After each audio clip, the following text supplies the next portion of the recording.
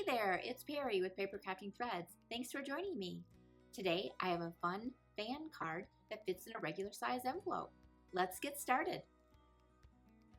My basic beige card base is 5.5 inches by 8.5 inches, and it's scored down the middle at 4.25.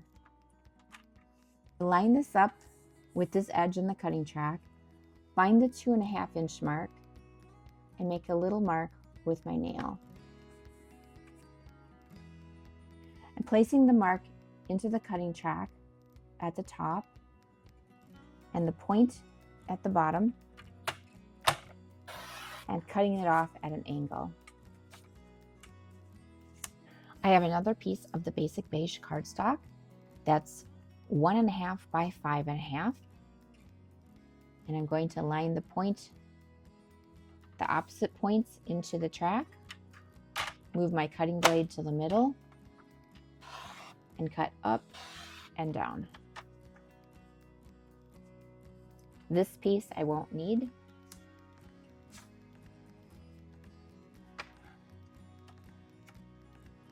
The pattern paper I'm using for this card is from the Beautiful Gallery 6x6 DSP.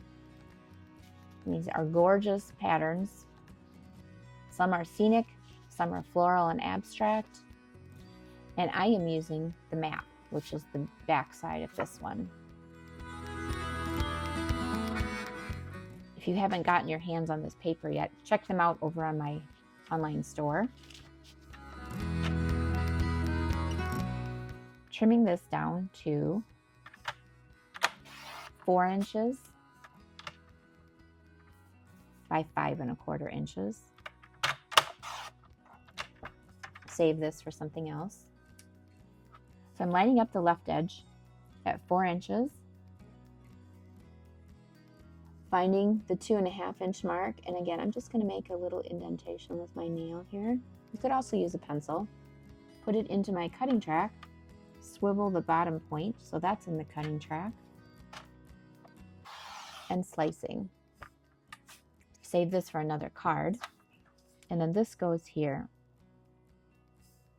You could cut this down, but it's easier to start over with a new piece here. So I'm going to make this piece 5 inches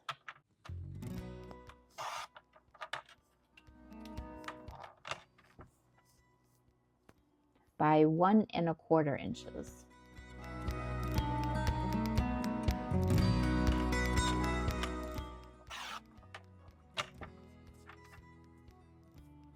And then I'm going to place the top left corner and the bottom right corner into the track, move my cutting blade to the middle so I don't squish a corner, and slice in both directions. So now it's cut in half. Not sure if I'm going to like this piece over here, but I have a choice. I think that'll be fine. Or I could turn this one and use this one. Whichever one I don't use, save for another project. Then I have a piece from the Season of Elegance specialty paper pack that measures 2.25 by 4.75. I'm going to line up the opposite corners in my cutting track, put my blade in the middle, and cut. And this lines up with this. Save that for another project. I have a second piece. This measures 2.5 by 5.25. And again, we're going to do the opposite corners.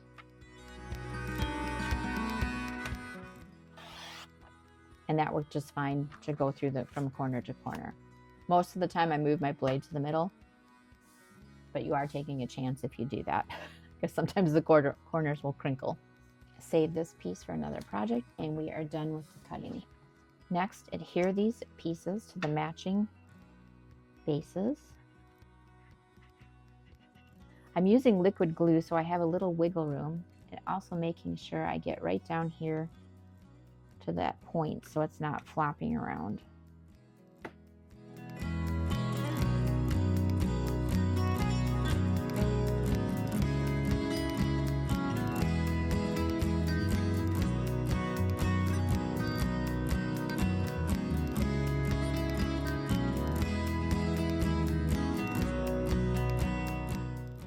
fold and burnish the card base.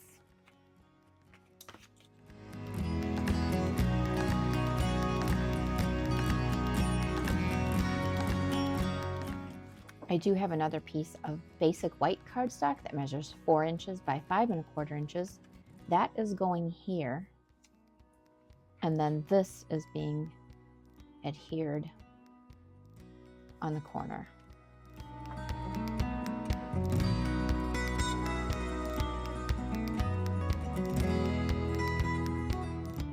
Or we're using my bone folder to disperse that glue so there's no ridges.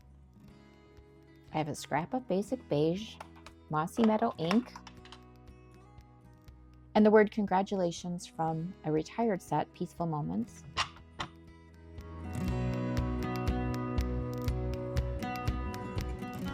And I'll trim this down to fit. And then to finish up the card,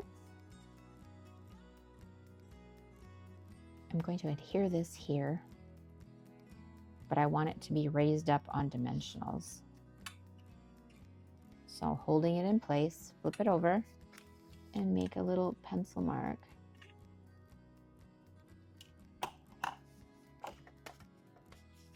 So I know that the dimensionals go below this.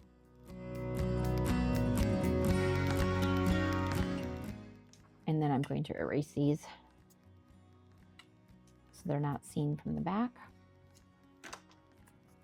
And with the pointy tip of my Take Your Pick tool, remove the backings.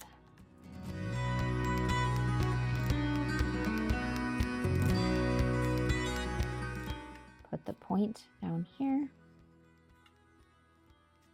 And then making sure these edges do not go past the card edge.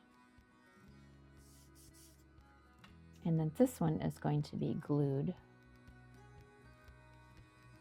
But I don't want to go past the end.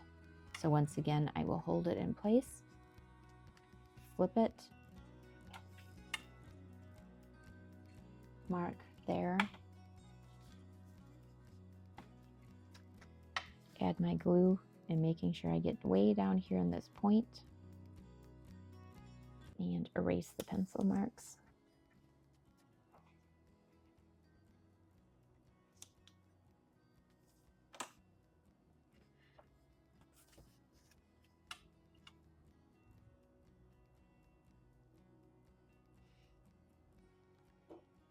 And making sure those edges do not go, lining that up straight. Using a sanding block on the edges here, I need to change the blade on my trimmer. But when I forget to do that and notice it, just use a sanding block. And then this is going here, so I need to put dimensionals just on this portion. So that should be 2 of them.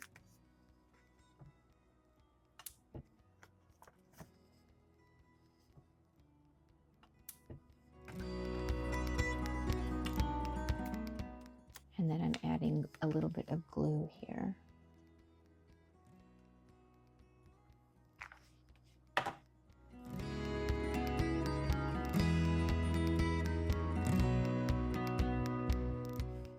Put this up here.